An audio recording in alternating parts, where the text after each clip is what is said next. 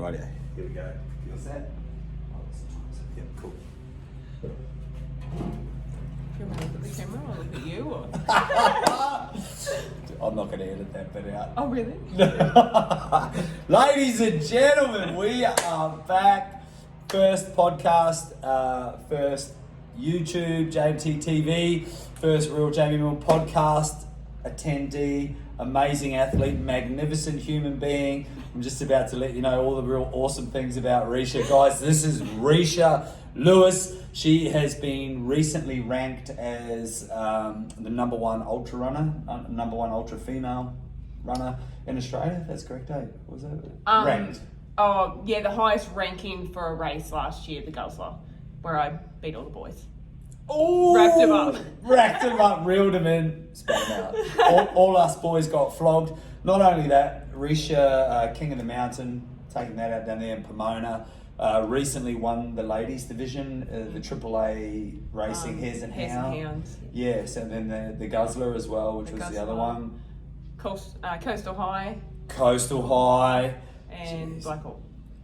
And the Blackall. So a lot of us here in Southeast Queensland, we know these events. They are notorious. They're difficult. They're full on. Full of elevation. Full of elevation, and we're going to talk a little bit about that. I must admit, I am frothing. That's why I'm losing my words. So I'm so excited. And Risha's done this, and Risha's done this, and Risha's done this. Risha, I just think is absolutely amazing. Well and truly amazing in a number of sports, not only ultra running, but we've got boxing as well. Great amateur boxer. Yeah. Was it Queensland level, national level? I'm trying to remember. Queensland, so state champion for my weight division. Yeah. That was 2 years ago. At the 69 kilo. Wow, man. That is so cool. And then obviously running. So we're going to talk a little bit to Risha today, because some things aren't always what they seem. And so some people that don't know a lot about Risha, when they first meet her, you would chuck her instantly into overachievers category. And really quickly comes in this morning and says, I just had a crack at swimming this morning. And I really struggled, didn't realise how hard it was. And I was like, oh, okay, swimming. She's like, yeah, and I did about 50 laps. 50 laps. I haven't really done much swimming, I just did 50 laps. So it would be easy to assume that somebody like Risha is a real overachiever, bit of a unicorn, that type of thing. But there is so much more to this lady. And I've only just been recently getting to know Risha. I'm just loving it. And I thought it would be cool just to have a conversation and share with everybody else what's going on. This is Risha. Yeah. So a quick one, Risha, just like a very, very brief backstory about you, i.e. where were you born, like that type of stuff. Just real short and sweet, like an elevator speech, a couple of minutes, just a little bit about you. I was born in Malini, lived in Beerwah my whole life. Shout out Beerwah. Yeah. Growing up, I was very active, great soccer player, horse rider, great at, just all events at school, high jump, long jump, running,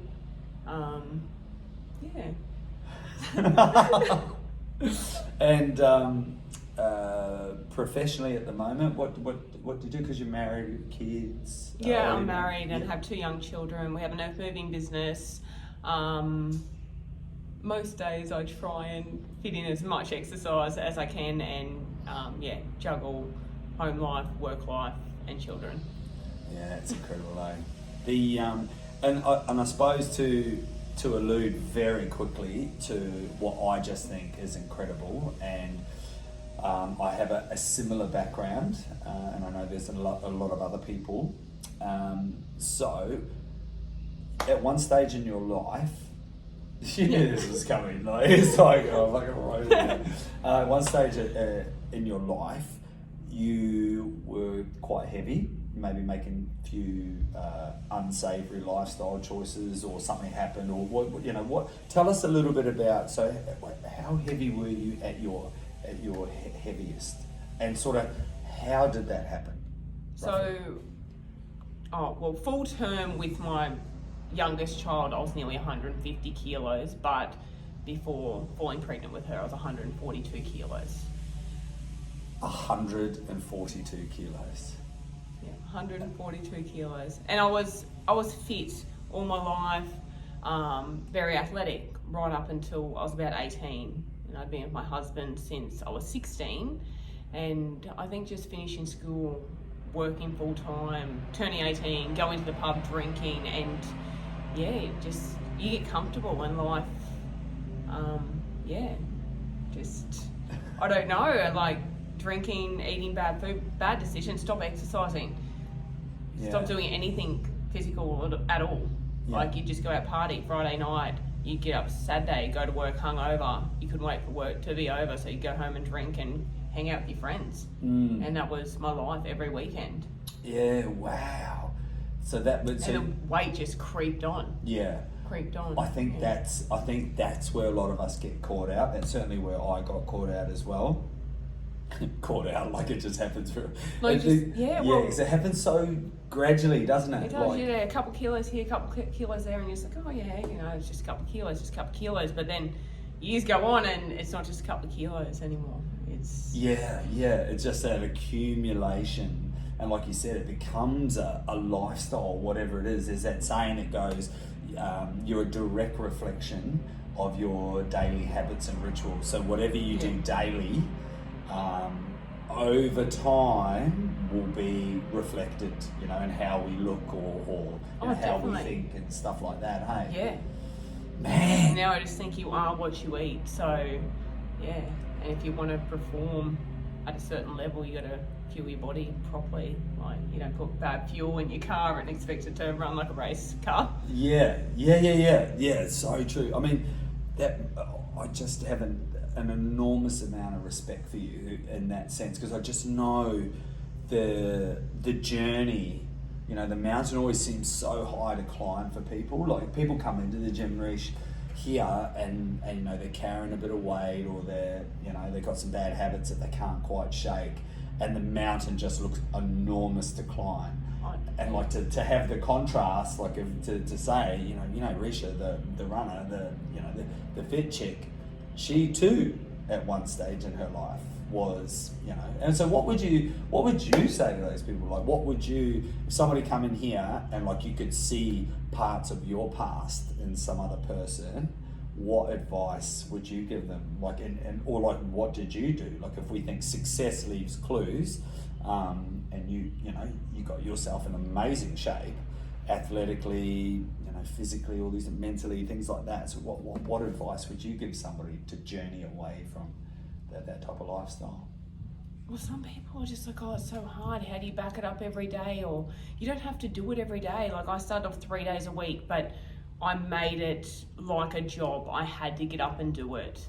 And if I didn't do it when my alarm went off at 3 a.m. before my husband went to work, then I would do it after I dropped my son, at the time that was 3, to daycare, and I'd have to strap my 6-month-old daughter to my chest, then climb the mountain. So when my alarm's going off at 3, and I think, no, I can't get up today, I'm too tired, I'll do it at 9. It's going to be harder at 9 with the 7 kilos strapped to you, and you're already big. So I'd get up every time. So just treat it as a job. You don't have to do it every day. Just, even if you just go out and walk the block, just do something to make you feel good. Yeah. Wow, such a valid point. And that's the thing too, because some people will reply, or they'll react or respond with, I just haven't got enough time, I just, so tight on time, I got kids, I got work, I got that, and then you got Risha like, I'll get up at 3 a.m. and just get into it, or I strap a child on and go. Yeah. Oh, just make it work. Like, if you want it bad enough, you will find a way. Yeah. Yeah. So good. So speaking of wanting things bad enough, right? So a lot of people will find they don't have enough drive, right? There's that wanting it bad enough is not there. They're not driven like say yourself or others like you. So like, you obviously love running. You love running? I don't know if I love it. Oh, come on, man. This is a running podcast. I do, because it's so mentally and physically challenging. Like, boxing for 18 months, that is tough. It is hard. But I did 3-minute rounds. So to run, to box for 9 minutes or run for 5 hours, like it is hard. Your feet are hurting, your calves are hurting, your hamstrings are hurting, your arms are hurting from swinging them, like, and you have to push past that and keep going and dig deep. I love it. Like it's a challenge I love. It's the challenge you love, right? Right. So got that part right. Right, the challenge you love, because that was a question I'm dying to ask you. So I'm fortunate enough to be involved in a 10-year documentary, right? It's called Wairua Spirit. Now, the narrative, less about me and more about you. Obviously, back over to you. No, but why I wanted to ask this, right? The narrative of the documentary. So we're looking at invisible drivers. So for the sportsy people, like you've got intrinsic drivers or extrinsic drivers. So intrinsic is internal. Extrinsic is external, like could be music, could be friends and family, shit like that. Internal could be you're running for a loved one, you're driven by something. So we make this assumption, right?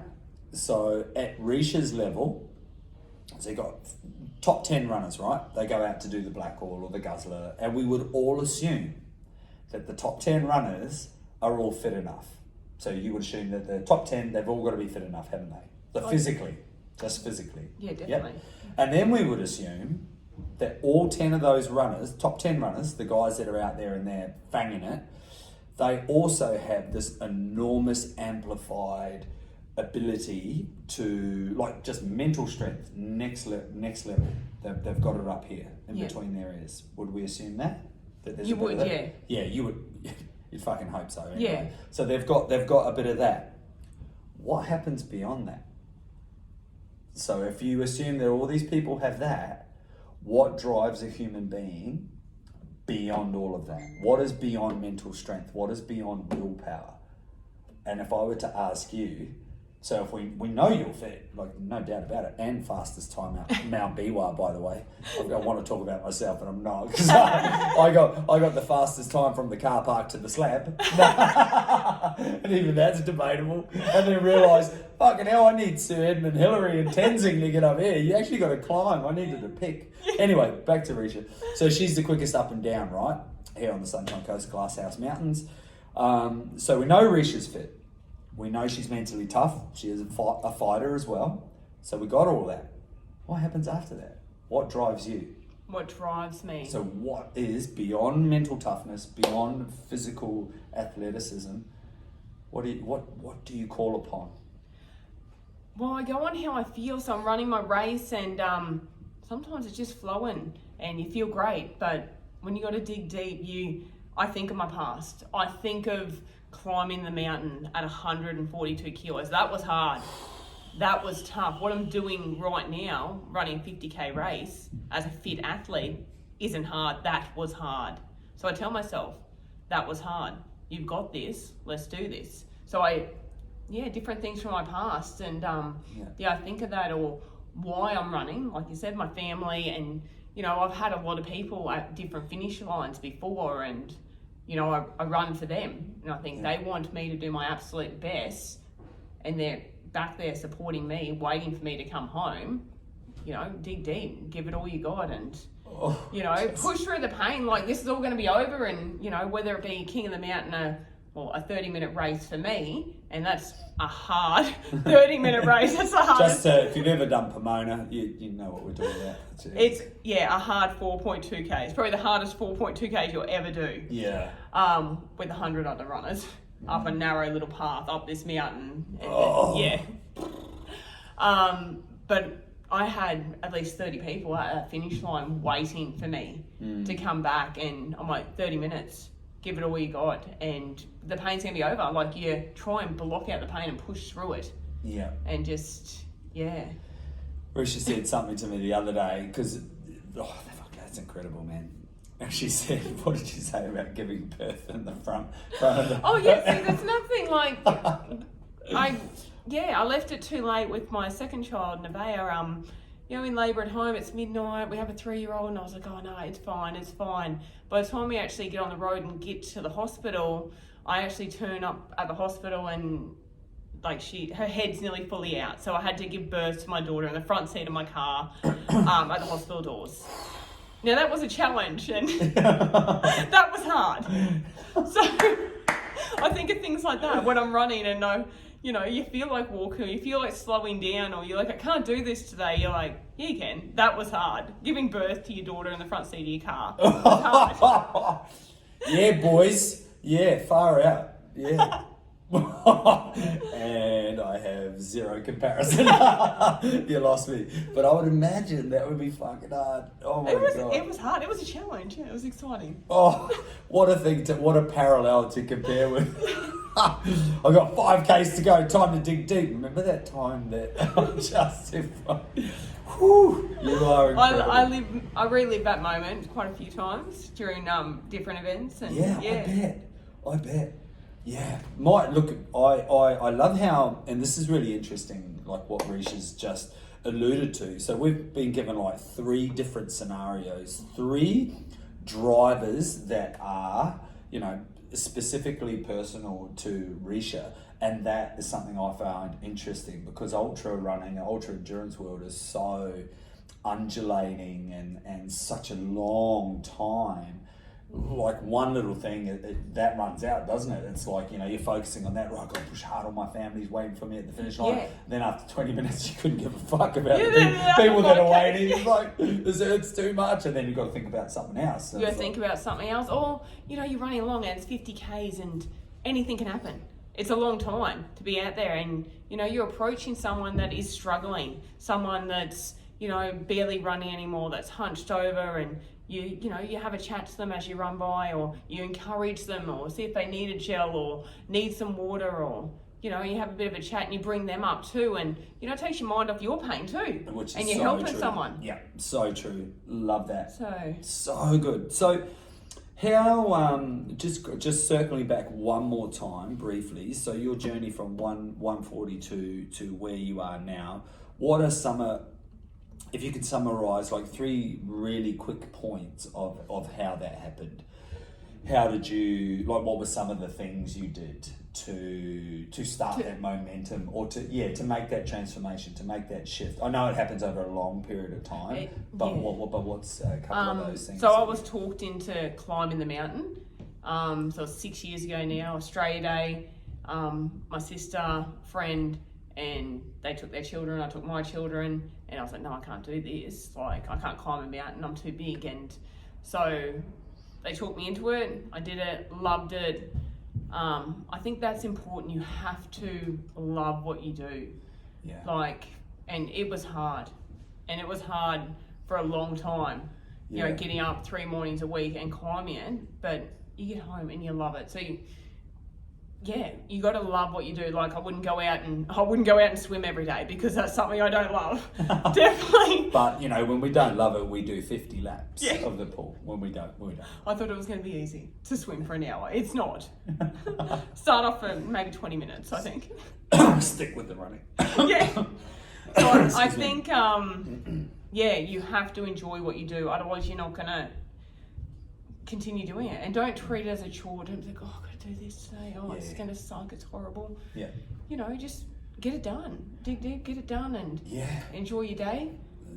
Yeah. Well, and what I take from a lot of what you're saying too is it's like, what version of hard do you want? Like, do you want, I'm overweight, I'm making really bad choices, I'm feeling like shit, and I'm uncomfortable. That's hard. That's hard. Living that lifestyle is not easy. It's not. People think it's easy. It's not easy. I would get puffed walking down my driveway to my letterbox. Yeah, and then it's like... It's like an effort to walk to my letterbox. Scaling Mount Beerwah with a small human strapped to you. Yeah. Hard. What version of hard do you want? Yeah, isn't that right? And that's what how I'm perceiving what you're saying, and it's making that choice and maybe looking for something, like you said, that you love. It doesn't have to be mountain climbing, it can be whatever, as long as I suppose it's healthy and you love it. Bike riding, rowing, swimming. If you like. Again, swimming, 50 laps. It is good for recovery though, and nice and light on the body. So, but also I found it easier to just focus, like, 142 kilos. Oh my God, I've got 75 kilos to lose. 75, it's going to take me forever.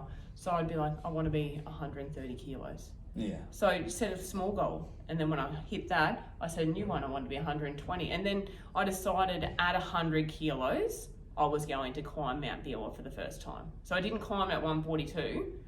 That was like a goal I had to work towards. And as soon as I saw 100 on the scales, that weekend I was out climbing Mount Beerwah. Oh, I can feel a metaphor coming on. This is so fucking good. Yeah. And it was horrible. It took me 3.5 hours, and you need so much strength. And to pull 100 kilos up a mountain, it's hard. You're climbing like a monkey, and I was exhausted afterwards. I felt like on Friday.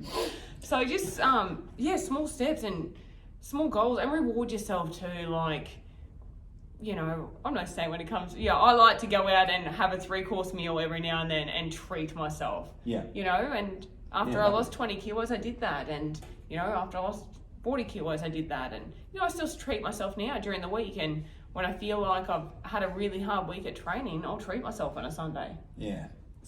Love that. Super important. Little milestones, break down the big stuff into small stuff. Yeah. Hey, like you're saying, 140 down to 130, or could be your version could be 90 kilos down to 87, down to 82. Break it down, otherwise it just the mountain looks too high to climb. It does, way too high. And then you get some negative, horrible people. Like I've had so many people support me, and so many people, like the negative people, have been low towards like the positive. But if someone says something horrible to you, just fuel to your fire. Like, use it. I didn't, I got told I couldn't box. You wouldn't fight, Risha. You don't have it in you. And I was like, watch me. Watch me. Turns out she does. Risha, some quick fire questions to wrap up. And by the way, mate, this is the thing. Podcasts, we try and keep them short, but this is a person. Like I could literally talk to you for hours. I just find it so fascinating. So cool. Love it. Quick fire questions. What's your favourite shoes for running in? For ultra running? Yeah. Definitely the Ultra Olympics. Yep. They're just great arch support. I've got a wide toe box. I suffered with infected toes with so much running and sweating. So love them. Cool. Camel pack or pack? The Solomon running vest, Bits hanging out the front. The running vest, not the Camelback's actual proper running vest, because it hugs your body and you don't get that bounce on your back. Yeah. Cool. Supplements. What fuel do you take when you run? So Hammer gels. I'm sponsored by Hammer, so I'm going to say Hammer all the way. Shout out Hammer.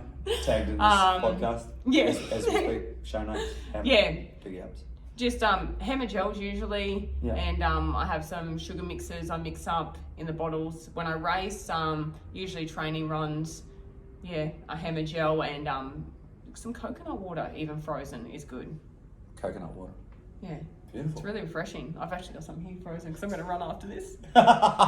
She's coming here for some strength and conditioning, and she's going for a run. Just a light run today. Next level. What's next for Risha? So what's the next event? What's on because just as we just fucking won the Hares and Hounds and stuff.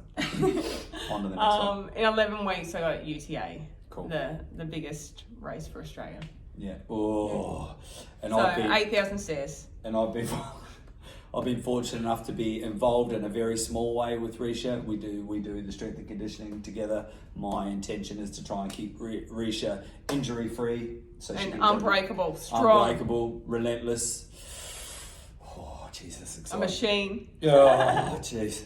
Where can people find you and follow you besides all the weirdos following you on Strava? Where can us other weirdos follow you? What other places can we find you? On Instagram and Facebook. So it's funny. You win a couple of events and your Strava just I'm getting new followers daily, heaps of them. It's exciting though, but then a bit of pressure. You feel like you got to perform for them every day. Yeah, for the masses. Yeah. Does anybody send you any photos or anything? Any photos? No. Risha, I followed your last race. Have you seen this photo of you? It's funny. I actually had an article and there was a couple of people a photo from Blackall, and there was an article done, and there's a couple of people in the background. They're like, "Oh, I'm famous for your article. I think you shot." Yeah. I'm riding your coattails. Check me out. Yeah. I'm signing chess at 1:30.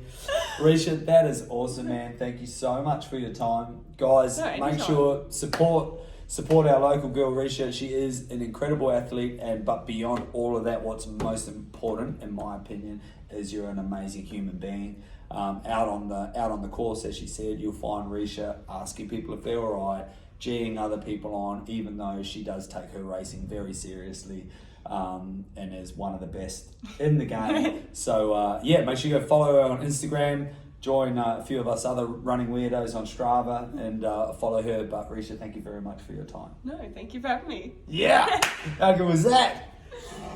I know, was it good? I get all embarrassed.